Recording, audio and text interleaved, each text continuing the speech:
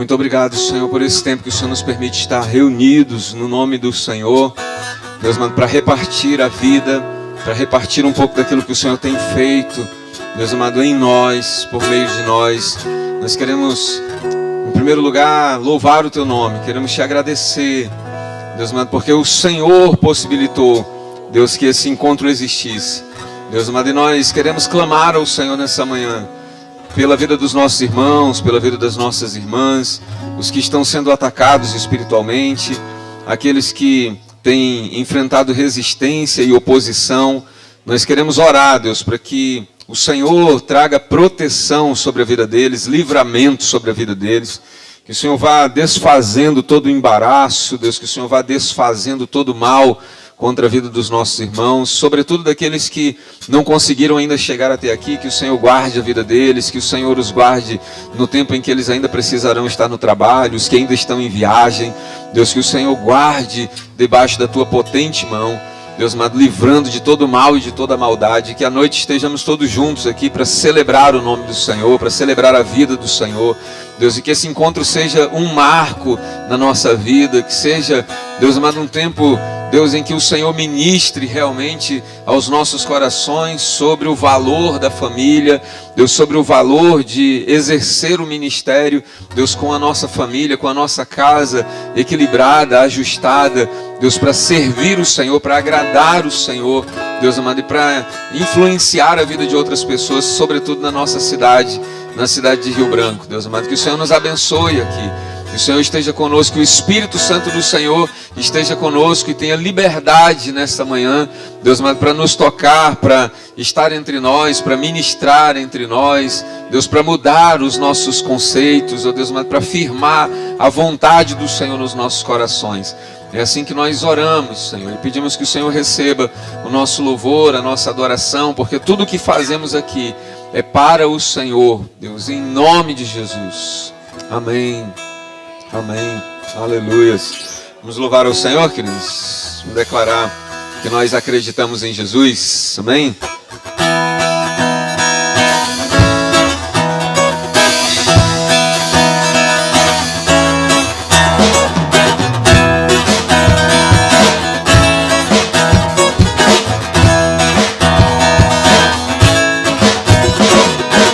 Eu acredito que Jesus é o Cristo.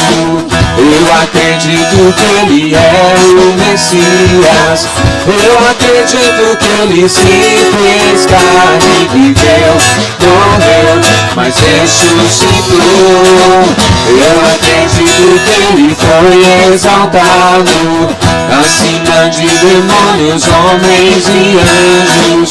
Eu acredito que Ele há de vir sobre as nuvens do céu com poder e glória.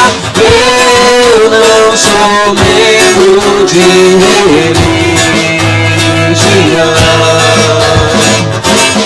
Entreguei a Cristo o meu coração. Eu acredito em Jesus. Eu conversei com Ele hoje. Ele é meu amigo, meu Senhor, o meu Salvador. Eu acredito em Jesus. Eu conversei com Ele hoje.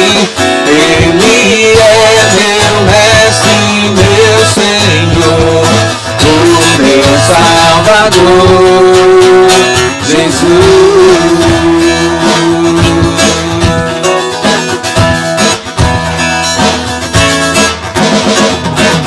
Eu acredito que Jesus é o Cristo. Eu acredito que Ele é o Messias. Eu acredito que Ele se fez carne, viveu, morreu, mas ressuscitou.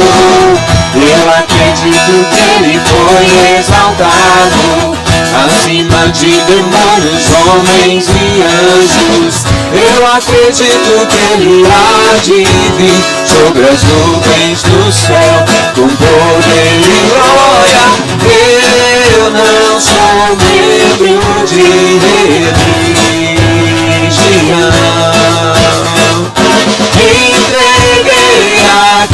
isso meu coração. Eu acredito em Jesus, eu conversei com Ele hoje. Ele é meu amigo, meu Senhor, o meu Salvador. Eu acredito em Jesus, eu conversei com Ele hoje. Ele é meu mestre, meu Senhor, o meu Salvador. Eu acredito em Jesus, eu conversei com Ele hoje. Ele é meu Senhor, o meu Salvador, Jesus.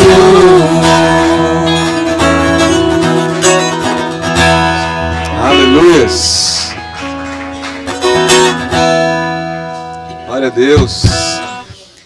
Muito bom saber que nós podemos falar com Ele todos os dias, todo o tempo, que Ele está entre nós, e é por isso que nós o louvamos. Amém? O seu louvor esteja sempre entre nós.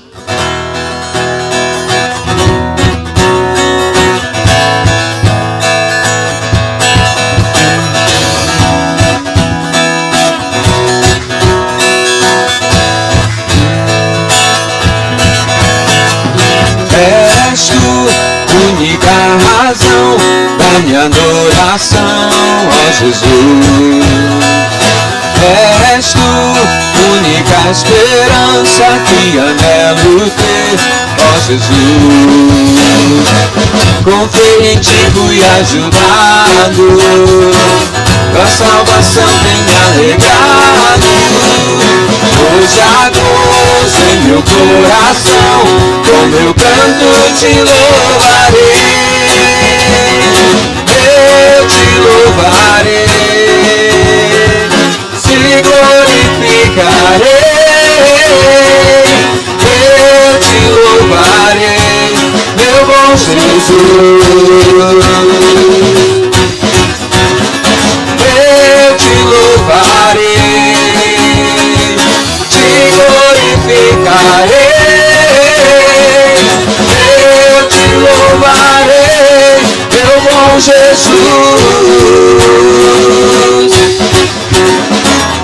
És tu, única razão da minha adoração, ó Jesus. És tu, única esperança que anelo ter, ó Jesus. Confiei em ti, fui ajudado, tua salvação tem me alegrado. Hoje há gozo em meu coração, com meu canto te louvarei. Eu te louvarei, te glorificarei. Eu te louvarei, meu bom Jesus. Eu te louvarei, te glorificarei. Eu te louvarei, meu bom Jesus. Em todo tempo, em todo tempo te louvarei.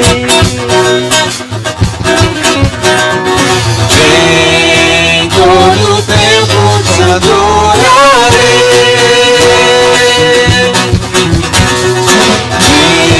Em todo tempo te louvarei. Em todo tempo te adorarei. Eu te louvarei, te glorificarei. Eu te louvarei, meu bom Jesus.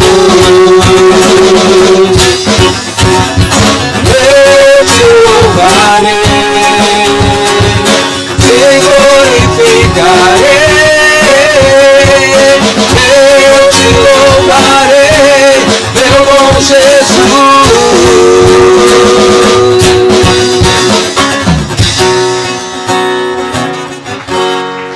Aleluia. Glória a Deus. Muito bom louvar o Senhor em todo tempo. Amém?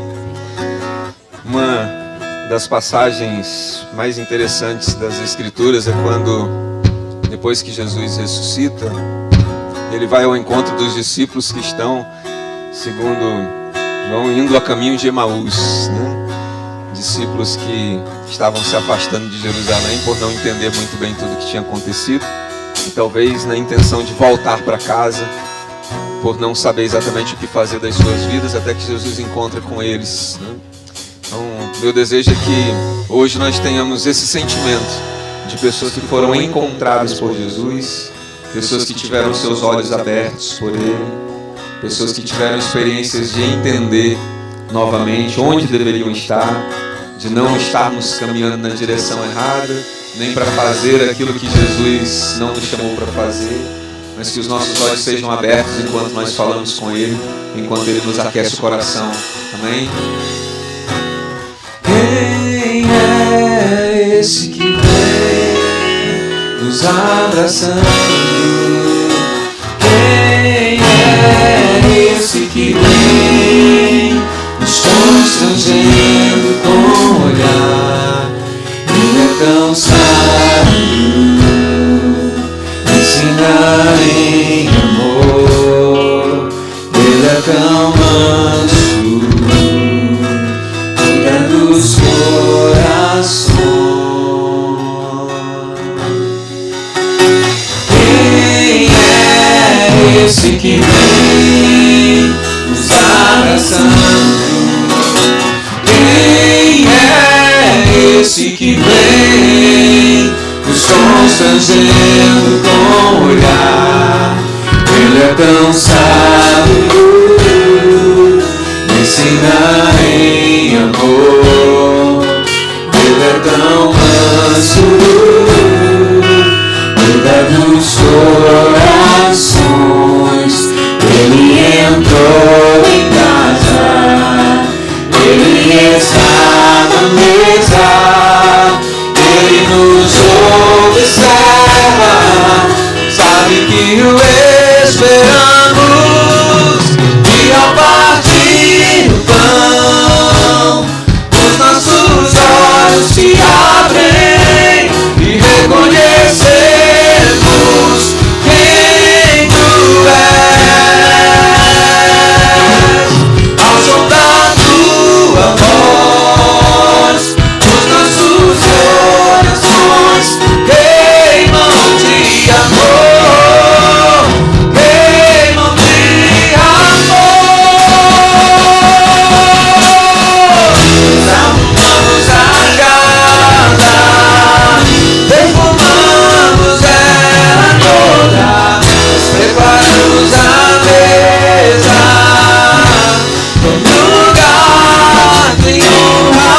Nós arrumamos a casa, perfumamos ela toda, nos preparamos a mesa, no lugar de honra.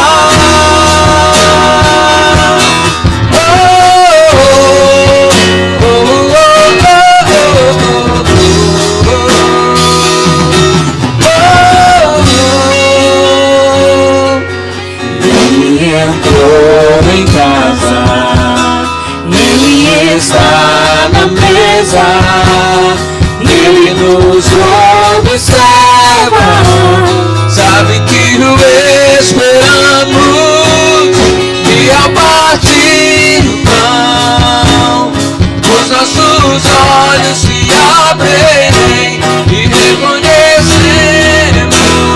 quem Tu és. Ao som da Tua voz, os nossos corações queimam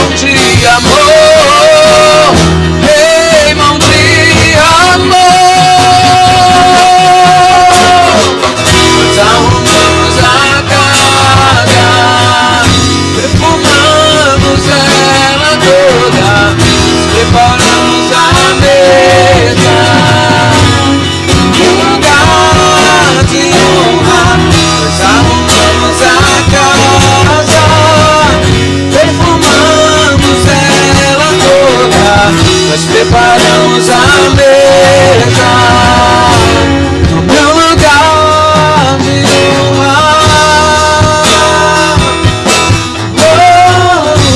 No meu lugar de honra.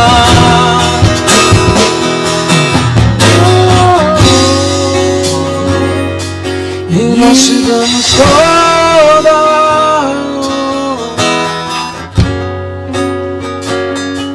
e nós te damos toda a glória. Nós te damos, e nós te damos toda a honra. Nós te damos, Senhor, nós te damos toda a glória. Ao Cordeiro que foi morto, mas ressuscitou. Ao Cordeiro que foi morto, mas ressuscitou.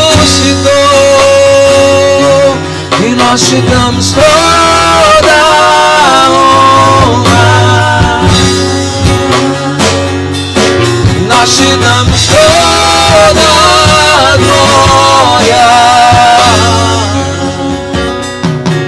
Ao Cordeiro que foi morto, mas ressuscitou. Ao Cordeiro que foi morto, mas ressuscitou.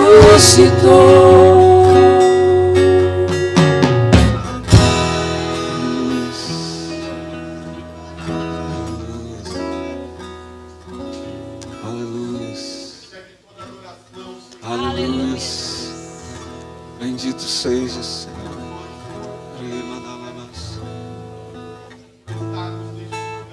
Aleluia, Senhor. Amém. Sim, Senhor.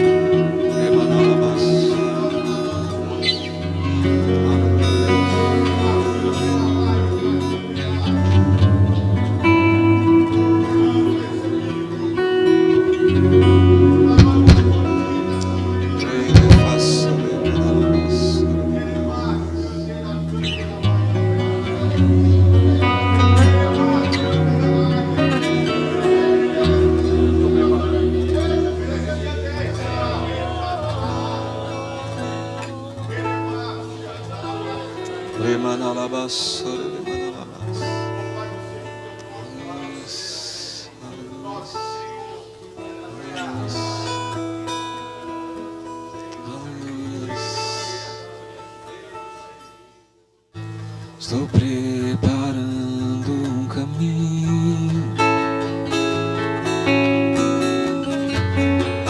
endireitando as veredas, cada vez mais e cada vez mais diminuindo. Importa que ele cresça, porque importa que ele cresça. Nele o meu prazer está. Eu não sou digno de desatar as suas sandálias. E nele a minha vida está.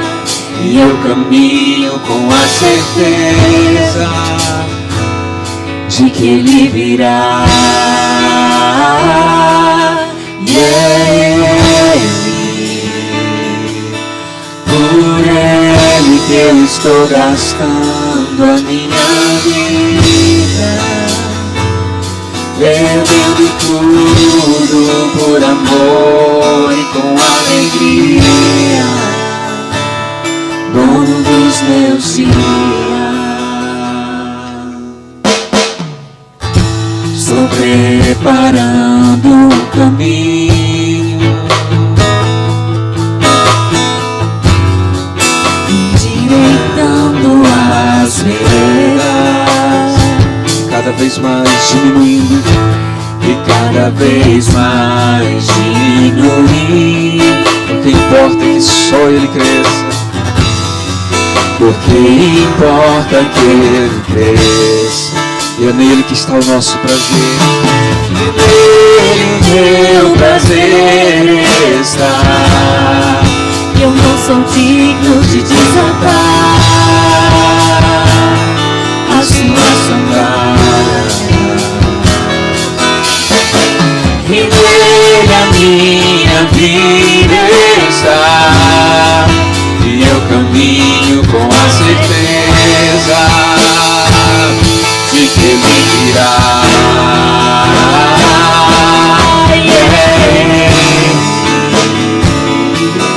Por Ele que eu estou gastando a minha vida, perdendo tudo por amor e com alegria. Ele é o dono dos meus dias. É Ele.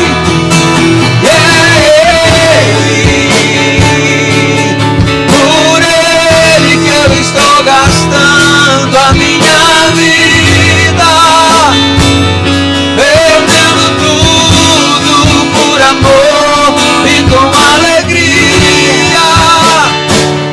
Dono dos meus dias, e Ele virá. Soberano em poder, Ele virá. E o governo está nele. Vejam, Ele traz consigo a sua recompensa. Ele virá. Soberano em poder, Ele virá. E o governo está nele. Vejam, Ele traz consigo a sua recompensa. E é Ele, por Ele que eu estou gastando a minha vida, perdendo tudo por amor e com alegria. Dono dos meus dias, é Ele, é Ele. Por Ele que eu estou gastando a minha vida, perdendo tudo por amor e com alegria. Dono dos meus dias, e Ele virá. Soberano em poder, Ele virá. E o governo está nele. Vejam, Ele traz consigo a sua recompensa. E é Ele, por Ele que eu estou gastando a minha vida, perdendo tudo por amor e com alegria. Dono dos meus dias.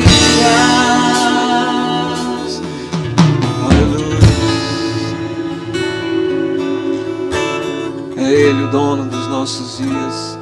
Perdendo tudo por amor e com alegria. Perdendo tudo por amor e com alegria. Aleluia.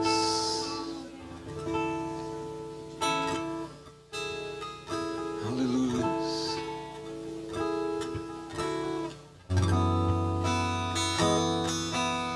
E o governo está nele. Veja, Ele traz consigo a sua recompensa. E é Ele, por Ele que eu estou gastando a minha vida, perdendo tudo por amor e com alegria. Dono dos meus dias, é Ele.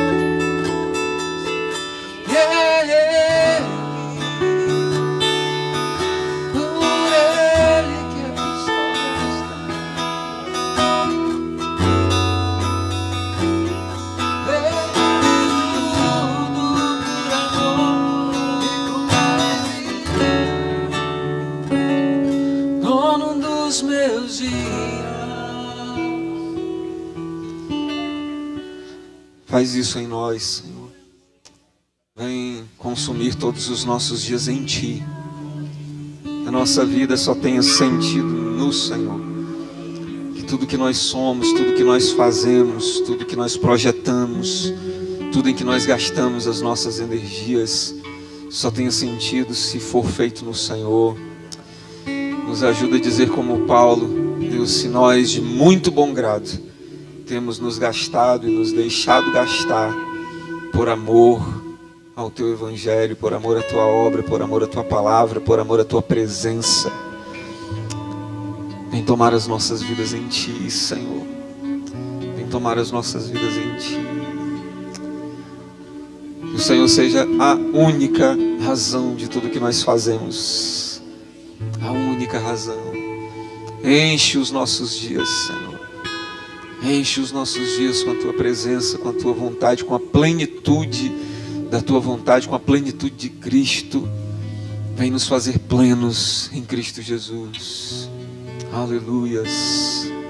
Aleluias. Aleluias. Amém. Glória a Deus, querido. Você pode se assentar aí um pouquinho.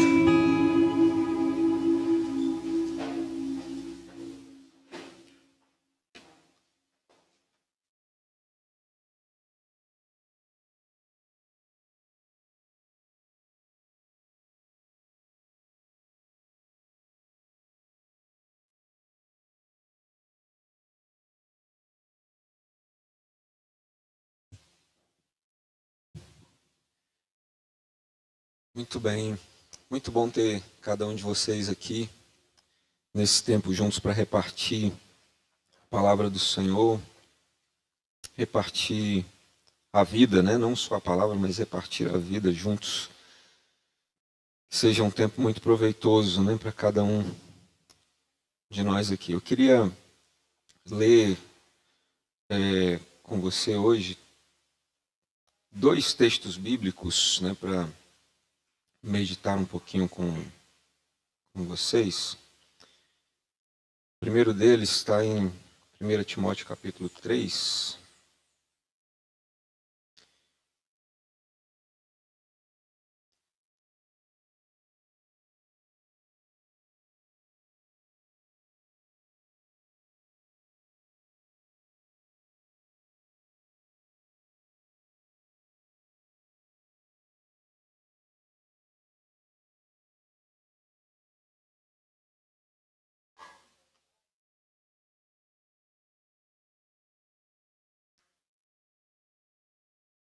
Eu queria começar esse tempo, né, meditando um pouquinho sobre um pouco daquilo que nós pensamos ser a orientação das Escrituras, né, para todos nós. Nós estamos reunidos aqui num encontro de pastores e líderes, né, então somos amigos, somos irmãos, mas todos nós de alguma forma desempenhamos alguma função, algum papel no reino, e eu queria começar meditando um pouquinho, obrigado, Gil. Queria começar meditando um pouquinho com você sobre esse texto de 1 Timóteo, capítulo 3, versos de 1 a 6, né?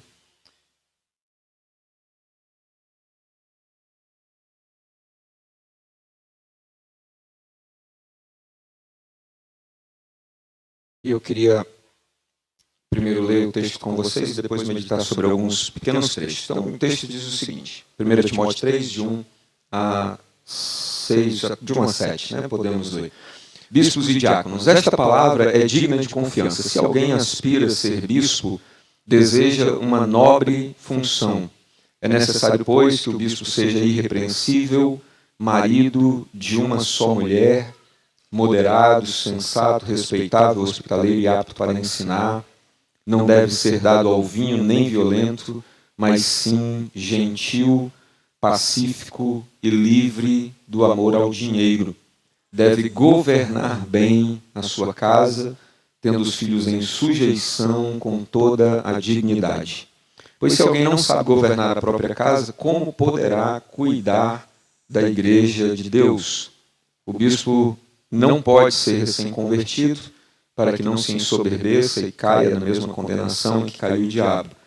Ele também deve ter boa reputação dentro e de fora, para que não caia em descrédito nem na cilada do diabo. Então eu queria, nesse primeiro momento aqui na manhã, dividir a palavra que eu vou repartir com vocês em dois momentos, em dois textos, e começar falando sobre ele.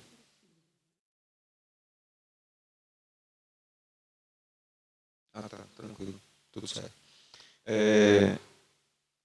Eu vou dividir então em dois momentos. O primeiro deles eu queria meditar sobre esse texto, porque como nós estamos conversando entre pessoas que exercem função dentro do reino, nós precisamos considerar o que é que as Escrituras trazem para nós como demanda, como pré-requisitos para que nós consigamos ter um bom posicionamento no reino de Deus. Saber como é que nós podemos participar, como é que nós podemos entrar no reino de Deus e desenvolver função.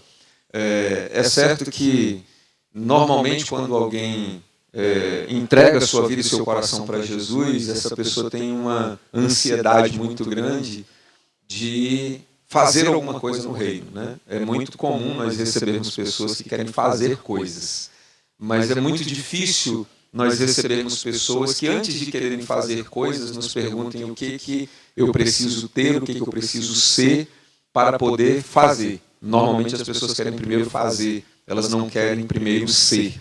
Mas quando nós olhamos para esse texto, para essas orientações de Paulo, né, e é preciso considerar aqui Paulo já se aproximando mais do final da sua vida, um Paulo mais experiente, mais velho, conversando com um Timóteo que está começando a sua caminhada ministerial, descobrindo muitas coisas sobre o reino, sobre o ministério.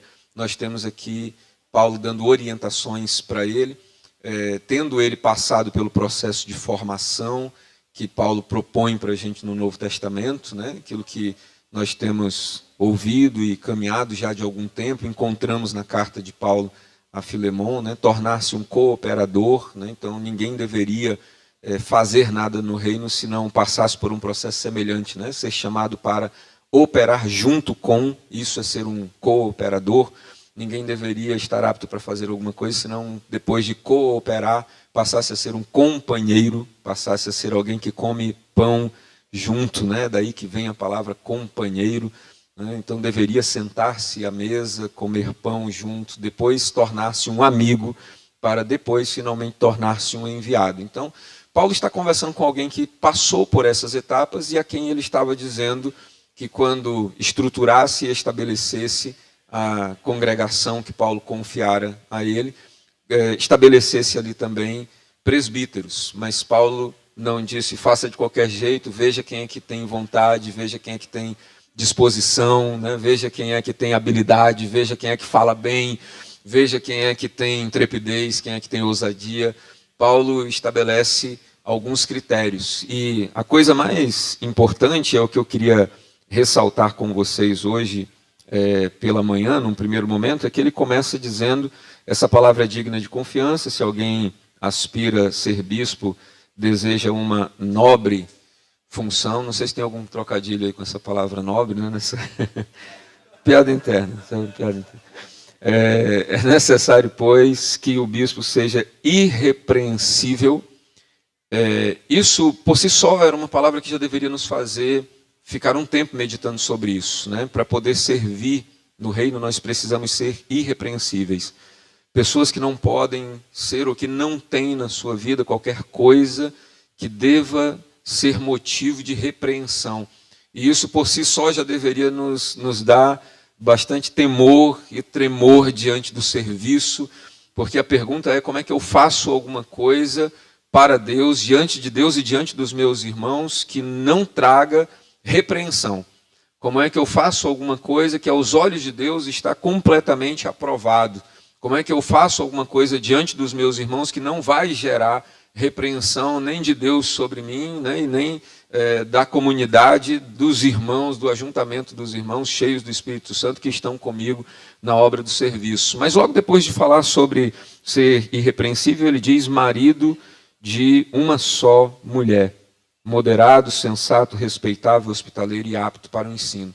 São muitas qualidades, mas como nós estamos tratando aqui sobre como é que nós servimos a Deus juntamente com as nossas famílias, eu queria destacar que nesse texto nós percebemos que o serviço que nós desempenhamos para Deus não é, em nenhum dos pré-requisitos que está posto aí, algo necessário para a gente atuar no ministério, não é alguma coisa, as nossas habilidades não estão na lista das necessidades que Paulo apresenta para Timóteo. Paulo não fala para Timóteo, procure escolher irmãos que têm múltiplos dons, múltiplos talentos, procure escolher irmãos que se comportam bem. E é importante falar sobre isso porque esses critérios humanos nos perseguem há muito tempo, né?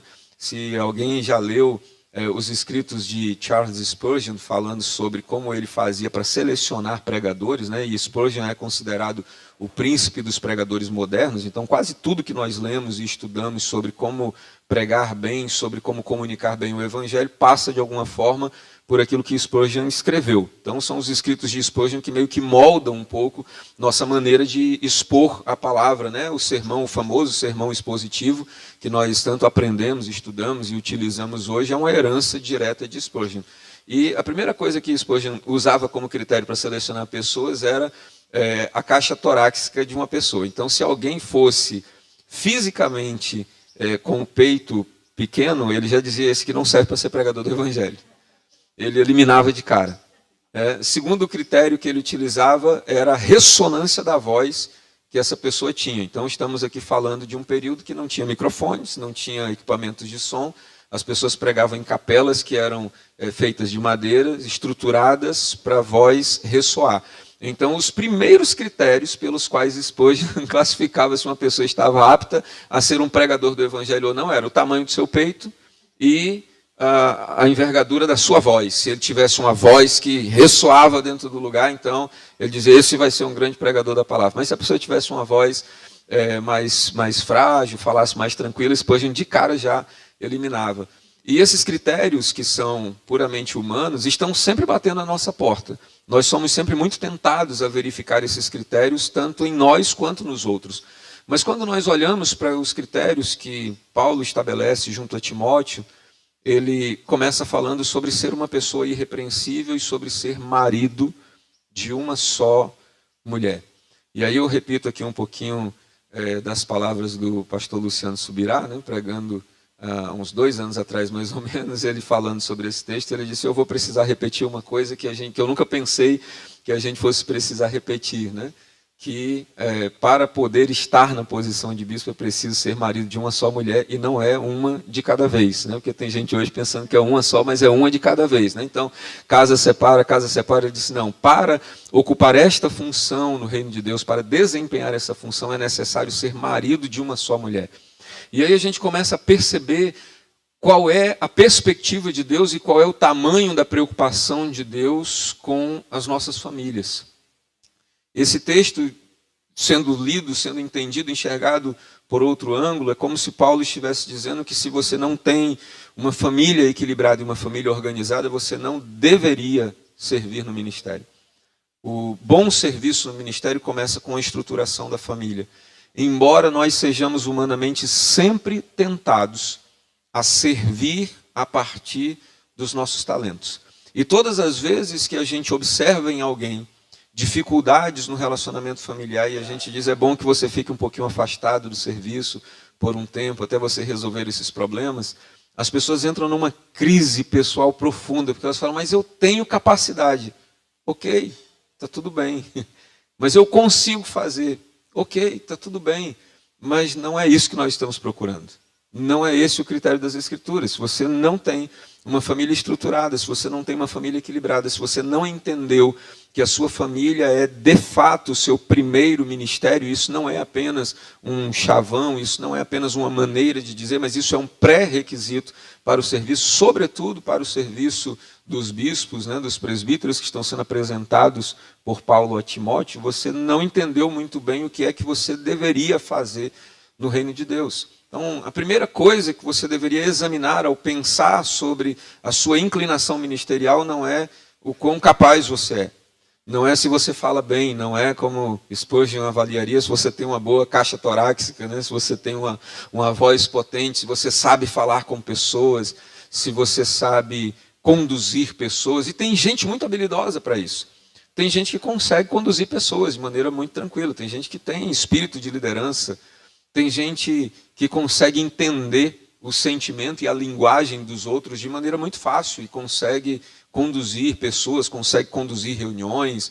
Tem gente que consegue liderar de maneira muito hábil, mas isso não significa que você é uma pessoa aprovada por Deus e apta para desenvolver plenitude de ministério porque você tem habilidades. Não é porque você sabe tocar um instrumento que você deve tocar para servir ao Senhor na congregação. E tem muita gente que entra em crise, né? E fala, poxa, o pessoal está sempre pedindo gente para trabalhar, a gente se oferece, a gente sabe tocar, ok, mas não é a única questão. Saber tocar não é a única questão, é saber por que está tocando é mais importante do que saber tocar, saber por que você está servindo é mais importante do que servir. E Paulo então começa a orientar-nos falando sobre isso. Necessário é que o bispo seja marido de uma só mulher.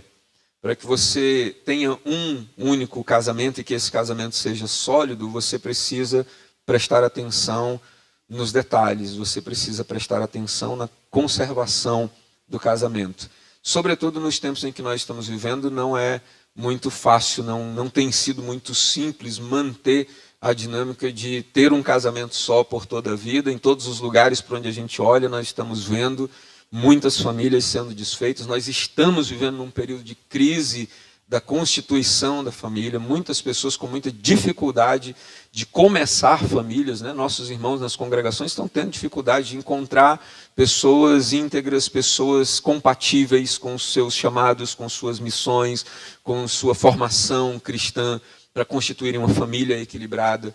Estamos vendo muitos líderes tendo dificuldade de manter a sua família, e isso se dá pela dificuldade que é manter uma família, né? Manter uma família não é uma coisa simples de fazer. Manter um casamento longo e duradouro, quando a gente vê alguém, você está casado há quanto tempo? Estamos casados há 30 anos. Sente do lado dessa pessoa e converse com ela, você tem muita coisa para aprender. Estamos casados há 40 anos. Gaste muito tempo conversando com essa pessoa, você tem muito para aprender. Estamos casados há 50 anos, peça para ela, escreva um livro. Eu vou comprar e vou ler seu livro. Eu tenho certeza que tem muitas histórias aí, eu tenho certeza que tem muitas experiências, tem muito tesouro aí, tem muita riqueza. É uma habilidade que precisa ser conservada todos os dias. Então, quando Paulo impõe como pré-requisito que o bispo seja marido de uma só mulher, ele está nos apresentando uma perspectiva que não é para um momento da vida, mas é para a vida inteira. Se você pretende servir ao Senhor, você precisa considerar manter a estrutura da sua família por longo tempo. Isso dá muito trabalho. Isso dá muito trabalho, não apenas do ponto de vista humano, porque conservar um casamento e uma estrutura de casamento não é uma questão meramente humana. Passa por questões humanas, né? Eu apanhei muito no ministério por ter começado muito jovem, né? Então, com 21 anos de idade, já havia sido consagrado pastor, já estava pastoreando, o que faz com que eu já esteja velho no ministério sendo novo. E isso me fez apanhar muito no começo do ministério, de muitas formas diferentes, de muitas maneiras diferentes. E um dos meus maiores arrependimentos na trajetória do ministério é não ter percebido antes que nós perdemos a caminhada com pessoas importantes, porque nós não conseguimos superar dificuldades humanas de relacionamento. Eu perdi muita gente boa, perdi muita gente importante ao longo da caminhada, porque eu não soube diferenciar as minhas limitações humanas, as limitações humanas delas, e eu deixei de fazer coisas boas para Deus com essas pessoas, porque eu não consegui perceber as minhas limitações humanas e as limitações humanas delas. Um casamento também passa por isso. Se você não conseguir perceber as limitações do seu marido e da sua esposa, dificilmente você vai conseguir conservar um bom casamento durante muito tempo. Mas mais do que conservar questões humanas, a gente precisa considerar questões espirituais. A gente precisa conservar o aspecto de que o casamento é entre duas pessoas que são cheias de Deus e do Espírito Santo. Pedro fala sobre isso, né? Quando ele diz que os maridos devem cuidar das suas esposas, considerando-as como vaso mais frágil, mas também considerando-as como irmãs em Cristo, co-herdeiras do dom da graça, o que muitas vezes nós homens falhamos em fazê-lo, né? Nos sentindo no encargo de sermos cabeças. Às vezes nós achamos que o fato de sermos cabeça tira das nossas esposas a virtude de elas serem nossas irmãs em Cristo, cheias de Deus, cheias do Espírito Santo, e que muitas vezes trarão para nós respostas até às orações que nós fazemos a Deus. Portanto, Pedro disse que nós devemos considerá-las, né, como nossas co-irmãs, né, co-herdeiras do mesmo reino, do mesmo Deus, da mesma graça, do mesmo Espírito Santo. Então, requer sabedoria espiritual para além da sabedoria humana, a gente perceber tudo o que está acontecendo ali para conduzir um casamento debaixo de uma direção espiritual. E aí, na minha segunda parte da palavra, eu vou falar um pouquinho mais sobre as coisas que eu creio, sobre como um casamento deve ser conduzido de maneira, ou como uma família deve ser conduzida de maneira espiritual, mas aqui Paulo dá essa deixa para Timóteo. Necessário, pois, é que o bispo seja irrepreensível marido de uma só mulher. E isso requer trabalho humano, isso requer trabalho espiritual, isso requer esforço, isso requer postura, isso requer posicionamento diante de Deus. Você precisa buscar a Deus para discernir o que Ele gostaria que você fizesse e o que você fosse dentro da sua casa, porque se você não conseguir ajustar isso, você não deve servir em outras instâncias. O seu serviço no reino está condicionado à sua capacidade de ter uma família equilibrada. Seguindo na leitura do texto, né, Paulo vai dizer a Timóteo que, no versículo 4, aquele que quer servir como bispo deve governar bem a sua casa, tendo os filhos em sujeição com toda a dignidade. Mais uma vez, Paulo nos lembra que não dá para servir o reino de Deus se a gente não tem uma família equilibrada. E aí não estamos mais falando somente sobre casamento. Num primeiro momento, Paulo fala que o casamento é um pré-requisito, mas agora Paulo fala que não apenas o casamento é um pré-requisito, mas a estrutura familiar é um pré-requisito. Então, se você é alguém ausente das suas funções familiares, se você não é atento aos seus filhos, você não deveria servir no ministério. Se você não tem atenção com aquilo que acontece dentro da sua casa, você não deveria servir no ministério. Essa é a recomendação de Paulo. E uma coisa muito pequena, mas muito importante, é que nós costumamos trocar os verbos, né? Paulo diz aí no texto que nós lemos, no versículo 4, que o candidato a servir deve governar bem a sua casa. E no versículo seguinte ele diz que ele deve cuidar da igreja. Via de regra a gente inverte esses dois verbos e a gente quer governar bem a igreja e cuidar da casa, da família nos horários que sobram, né? Da forma que dá. Então a gente acha que se a gente suar muito fazendo todas as coisas para a congregação, pelos irmãos, pela obra do ministério, nós estamos agradando a Deus, algumas vezes até negligenciando o tempo com a nossa família, o tempo de oração, o tempo de cuidado, de assistência com a esposa, o tempo de olhar, de prestar atenção nos detalhes da vida dos filhos, né? De ter atenção com as necessidades dos filhos, e cada filho tem uma identidade única, específica, um conjunto de necessidades únicos e específicos. Lá em casa nós temos um casal, né? Rafael com 11 anos, Luiz com 5 anos.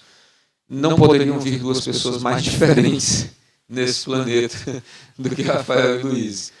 Rafael fisicamente herdou a beleza da mãe, mas herdou o temperamento, né? A composição da personalidade do pai. Então, Rafael é mais retraído, mais calado, mais fechado, mais na dele. Luiz herdou toda a fisionomia do pai, que Deus tenha misericórdia, né? Dá tempo para o Senhor reverter isso, mas todo o aspecto de personalidade da mãe. Então, ao contrário do Rafael, que normalmente acorda calado na dele, dá bom dia e depois volta lá para o quarto dele, por ele passa o dia inteiro lá no quarto dele sem se comunicar com ninguém, está tudo bem. Luiz sai, dá bom dia, dá abraço, ninguém pode sair de casa e falar, filho, eu vou aqui jogar o lixo, a gente mora no condomínio, então a lixeira fica lá no meio do corredor, vou aqui, abraço, abraço, ninguém aqui nessa casa pode sair sem abraço. Abraço, abraço, tem que dar um abraço. Então, se a gente for do lado de fora do condomínio, tem que dar um abraço. Quando volta, tem outro abraço. Tem festa, né? Tem alegria, tem animação. São duas pessoas completamente diferentes. Então, cada filho tem um pacote de necessidades. Luiz tem um pacote de necessidades de atenção diferente do Rafael. Cada filho é único. E, às vezes, a gente não presta atenção nos detalhes. Às vezes, a gente deixa passar os tempos, as estações, os filhos, mesmo que diferentes nas suas demandas, eles em si mesmos vão mudando com o passar do tempo. Seu temperamento vai mudando, suas necessidades vão mudando, suas prioridades vão mudando. E nós precisamos ter atenção com tudo isso. E algumas vezes a gente inverte a ordem das coisas e a gente quer governar tudo que diz respeito à missão, tudo que diz respeito ao chamado, tudo que diz respeito ao serviço, e a gente quer só cuidar da família com o tempo que nos resta. Mas a ordem de prioridades de Paulo não é essa. Ele diz, o bispo, aquele que quer servir no reino, deve governar bem a sua própria casa e deve cuidar dos seus filhos em disciplina diante do Senhor. Se você não tiver atenção com os detalhes da sua casa, você não deveria cuidar. Você não deveria fazer qualquer outra coisa, porque o governo da sua casa é a grande missão, é a grande responsabilidade, é o grande serviço, é o grande chamado, é o grande encargo que Deus colocou sobre os seus ombros. Porque como o reino de Deus é estruturado sobre a família, se você conseguir cuidar bem da sua família, você, junto com a sua família, vão conseguir ajudar outra família a ser estruturada no reino. Mas se você for desestruturado quanto a sua família, você não vai conseguir ajudar ninguém, muito menos outra família. Por isso, Paulo diz, você quer servir, tenha atenção com os detalhes da família. Cuide bem do seu casamento, é a sua primeira prioridade. Governe bem a sua própria casa, é a sua segunda prioridade. Não olhe para a sua casa como se a sua casa fosse um segundo plano, a sua segunda missão mais importante. Sua casa jamais será sua segunda missão mais importante nessa terra. Ela sempre será a sua primeira missão mais importante. O seu serviço a Deus, por mais importante que possa parecer para você, para os outros, jamais será mais importante do que seu cuidado com a sua casa. E sobre ela você deve governar. O que significa que todos os aspectos da administração, todos os aspectos do cuidado, todos os detalhes para tudo aquilo que a sua casa precisa para entrar em equilíbrio estão sob a sua responsabilidade. Não estão sob a responsabilidade de mais ninguém. Estão sob a sua responsabilidade. Então, governe sobre a sua casa. Amém? Senti muita firmeza nesse amém, não. Deu uma estremecida, né? Governe sobre a sua casa. Esse é o encargo. Versículo 5, pois se alguém não sabe governar a própria casa, como poderá cuidar da igreja de Deus? Se você não conseguir dar conta do governo da sua casa, você não estará apto a cuidar do reino. Cuidar do reino é uma consequência de ter uma casa bem governada. Se você consegue governar bem sua casa, você consegue servir no reino. Se você não consegue administrar e governar, vem disso, né, de administrar, de organizar, de ter atenção com os detalhes. Se você não governar sobre a sua casa, você não pode cuidar do rebanho de Deus, da igreja de Deus. Então, é importante que a gente nunca inverta a ordem das coisas. E é importante que nós tenhamos sempre pessoas perto de nós que sejam próximos, que sejam amigos, para nos lembrar, porque de tempos em tempos nós temos a tentação de fazer isso, de nos lançarmos ao serviço, achando que nós estamos priorizando Deus, porque na nossa cabeça o serviço está numa categoria do sagrado que às vezes a nossa família não está. Então a gente tende a achar que o serviço, principalmente aos irmãos na congregação, é mais importante do que a família. Não é e nunca será. Aliás, uma coisa é pré-requisito da outra. Se você não governa a sua casa, você não deveria servir na congregação. Você só deveria servir se você estiver governando. Uma coisa está diretamente vinculada, diretamente ligada à outra. Eu creio que esses são os aspectos gerais dessa primeira passagem que eu queria repartir com você, né? E eu espero ter conseguido trazer assim, um pouquinho de temor, um pouquinho de crise, né, para o seu coração. Estava compartilhando ontem com o Jamê.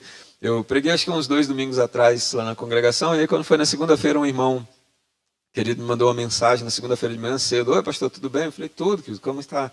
Ele disse, tudo bem, estou passando aqui só para dizer que Deus tem usado muito sua vida, usou muita palavra de domingo, e que eu passei a noite inteira acordado, não consegui dormir. Eu falei, querido, desculpa, não era essa a intenção. O Jamê disse comigo, pois eu fui pregar e eu disse o contrário para os irmãos. Eu espero que essa palavra deixe vocês preocupados, com sono, que tire o sossego de vocês e que vocês fiquem pensando na palavra, né, e que vocês recebam aí um peso, um encargo sobre essa palavra. Então, eu hoje pela manhã queria mudar, né?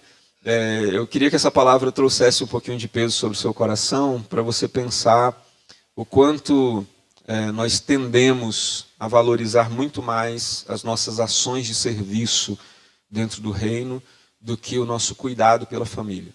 Mas o cuidado pela família é um pré-requisito. Deus está tão preocupado com a família que em todos os níveis e em todas as instâncias em que nós conversamos sobre assuntos temáticos do reino, a família está no centro. Então, quais são os requisitos para ser um presbítero? Precisa ter uma só mulher, precisa governar bem a sua casa, precisa ter os filhos em disciplina, precisa, depois de ter feito tudo isso, cuidar do reino. Você cuida do rebanho depois que você governa a sua casa. Quando a gente conversa sobre quase qualquer outro assunto das Escrituras, tudo começa, tudo tem base no fundamento da família. Então eu queria, nesse primeiro momento, chamar a sua atenção para isso, para o quanto a sua família é importante para Deus, para o quanto o seu tempo de atenção e de cuidado com a sua esposa é importante para Deus, com o seu marido é importante para Deus, sobre o quanto nós precisamos aprender a encontrar o caminho para o coração do nosso marido, da nossa esposa, sobre o quanto nós precisamos aprender a linguagem um do outro, sobre o quanto nós precisamos aprender o que é importante um para o outro, sobre como nós precisamos aprender a conduzir os nossos sentimentos juntos para a presença de Cristo, para que de fato nós tenhamos uma família sólida, cumprindo um chamado só, que não sejamos dentro de casa pessoas que estão competindo uma com a outra, tentando fazer prevalecer a vontade de um ou de outro, ou tentando fazer prevalecer o chamado de um ou de outro, mas que nós sejamos uma família só, caminhando para um chamado só diante de Deus. Isso tudo precisa ser conduzido espiritualmente na presença dele. Eu não vou falar nesse tempo agora sobre o aspecto da criação dos filhos, mas é um outro ponto que deveria também nos chamar a atenção, porque Paulo diz que é necessário governar bem a própria casa, mantendo os filhos em disciplina no Senhor. E há, principalmente no nosso aspecto cultural, aqui no Acre, nós temos muita dificuldade com esse assunto da disciplina. Muitos pais que têm pouca fé no que a Bíblia fala sobre disciplinar os filhos, alguns pais que pensam que liberdade extrema, não disciplina, é um caminho para a criação dos filhos, quando na verdade as Escrituras nos ensinam a ter atenção e disciplina com os filhos, e isso deveria requerer muito do nosso tempo, da nossa atenção. E quando nós negligenciamos isso, nós perdemos um pouco da aptidão que devíamos ter diante de Deus para servir no ministério. Então, você quer servir, você quer trabalhar, você quer fazer coisas relevantes para Deus, cuide da sua casa, cuide da sua família, cuide do seu casamento, cuide dos seus filhos. Porque se você tiver uma estrutura sólida de família, você vai ter uma estrutura sólida de serviço. Sua família, inclusive, será uma base tremenda de apoio para que o ministério seja plenamente cumprido, se você cuidar bem da sua família. Se você não cuidar bem da sua família, você vai ter dois problemas. Você vai arranjar problema dos outros para cuidar, e quando você voltar para casa, você vai encontrar problemas, porque a sua família estará desorganizada, desestruturada. Não é esse o preceito que o reino de Deus impõe sobre nós. Amém? Vamos orar um pouquinho? Vamos ficar de pé mais uma vez.